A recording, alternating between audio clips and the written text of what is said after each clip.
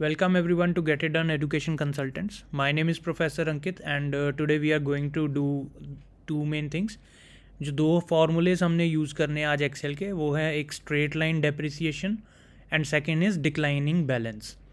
तो straight line depreciation करने के लिए मैंने यहाँ पे नीचे एक इंस्ट्रक्शन ले ली है. So first instruction is on the depreciation worksheet, जो कि ये वाली है हमारी, to complete straight line depreciation for the equipment. Use the straight line depreciation function to calculate this for year 1, that is your cell number B12. तो ऐसे आपको instruction दी होगी और उसके बाद आपने क्या करना, copy this formula to complete the remaining years. तो देखो हम कैसे करते हैं. आप सबसे पहले B12 में चले जाओगे, वहाँ पे इक्वल्स टू लिखा, स्ट्रेट लाइन डेप्रिसिएशन के लिए फार्मूला है SLN. देन उसके बाद आपने ब्रैकेट स्टार्ट कर देनी है. तो जो फर्स्ट वैल्यू होगी वो आपकी कॉस्ट होगी, आपने कॉस्ट सेलेक्ट कर लेनी है. Second value is for the salvage value select कर लेनी है. उसके बाद थर्ड वैल्यू है आपकी लाइफ, यानी कि टोटल नंबर ऑफ़ ईयर्स कितने हैं एसेट के. तो ये तीनों चीज़ें आपने सिलेक्ट कर ली. आपने यहाँ पे इसको ब्रैकेट क्लोज करके एंटर कर दो. पर एक चीज़ का ध्यान रखो, यहाँ पे आपने ये फिक्स रखा है और ये आपने कॉपी करना फार्मूला बाकी सेल्स में भी. तो बाकी सेल्स में अगर आप इसको ऐसे ही कॉपी कर दोगे तो फिर जैसे मैंने आपको पिछली बार बताया था, यहाँ पे प्रॉब्लम आ सकती है. अब ये रीज़न क्या है कि जब आप इसको एक्सटेंड करते हो, दूसरे सेल्स में कॉपी करते हो, तो क्या होता है, यहाँ पे वैल्यूज़ चेंज हो जाती हैं. तो आप चाहते हो कि सेल की वैल्यूज़ चेंज ना हो, तो ये जो रेफरेंसिंग है, ये यहाँ पे जो रेफरेंसिंग है रेलिवेंट है, इनको आप एब्सोल्यूट में कन्वर्ट कर दो. उसके लिए आपने क्या करना है, यहाँ पे आप डॉलर साइन यूज़ करोगे, $B $6, $B $7, $B $8. तो जैसे ही आपने ये किया, ये आपकी वैल्यूज़ एब्सोल्यूट होगी. अब आपने कुछ नहीं करना, यहाँ से सिर्फ इसको एक्सटेंड कर देना, यानी कि बाकी सेल्स में कॉपी कर देना. तो इस केस में जो ये जो ईयरली डेप्रिसिएशन है ये सेम रहेगी, क्योंकि हर ईयर के अंदर ईयर नंबर का कोई रोल नहीं है. डायरेक्टली ये सिर्फ long term asset, salvage value और लाइफ ऑफ एसेट से ही कैलकुलेट होता है. सेकेंडली हम दूसरी इंस्ट्रक्शन करेंगे, on the depreciation worksheet complete declining balance depreciation for the kitchen equipment. अब यहाँ पे आप हमारे पास किचन इक्विपमेंट के लिए इन्होंने यहाँ पे ये दे दिया, डिक्लाइनिंग बैलेंस हमने यहाँ कैलकुलेट करना है इन ईयर्स में. ईयर 1 2 3 4 हर के लिए हमने कैलकुलेट करना है.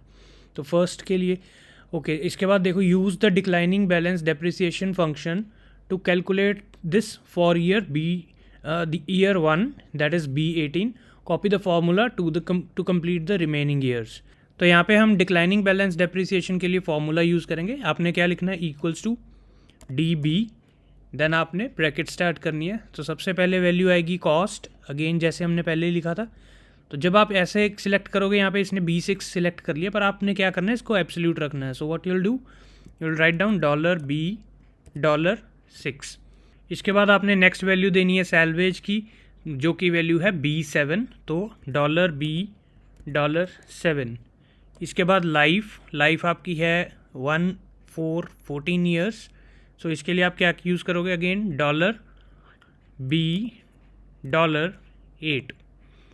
तो तीनों वैल्यूज़ आपके पास आ गई. अब इसमें ध्यान से देखो, फॉर्मूले में आपसे एक चीज़ और पूछी गई है, दैट इज़ द पीरियड. तो यहाँ पे आपने पीरियड मेंशन करना है, पर पीरियड आपका हर बार फिक्स नहीं रहेगा, इसलिए आप इसको एब्सोल्यूट रख दोगे, रेलिवेंट रख दोगे. ठीक है. तो B17 सेलेक्ट किया, ब्रैकेट क्लोज की, एंटर.